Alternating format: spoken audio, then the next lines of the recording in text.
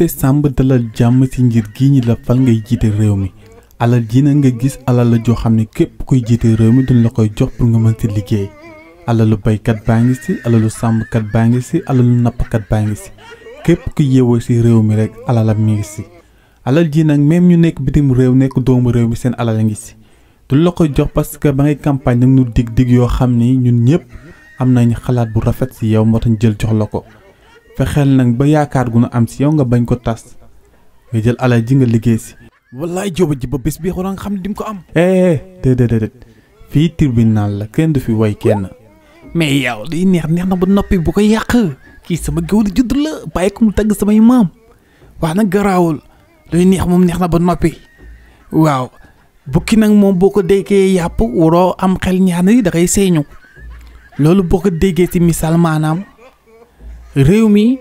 yàpp la tamit bukki laa naa ko seeñu ba mu set wecc maanaam benn salte dootu fi am benn sàcc dootu fi am benn agresseur dootu fi am lamp yi dina leer lépp li ngeen bëgg rek man dinaa ko def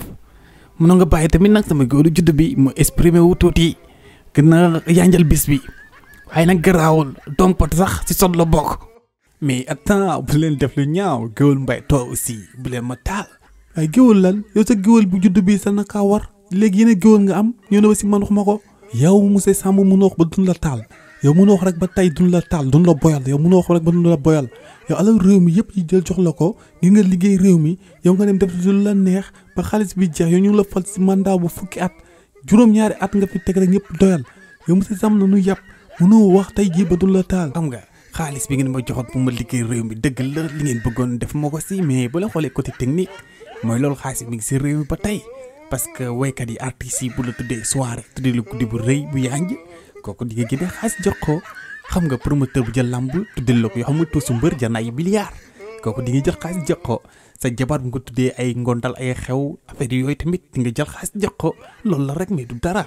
te yéen ñaar ñii dundoo leen xaalis yi am na lu si des dundoo leen kaay ma dundal leen yóbbu leen si yenn coin yoo xam ne mi ngi si dëkk bi yoo xam ne xamoo leen ko ay mbaxalu tàkkusaan ay ràcc virage yooyu xamoo leen ko bàyyi leen ma ñëw ñu def loolu ngeen bàyyi li ngeen def yow doo ma sa falu parce que na nga sadi ku jël ay pneu takkal ko nit pour taal ko yow dëkk bi ñëpp xam nañ na nga sadi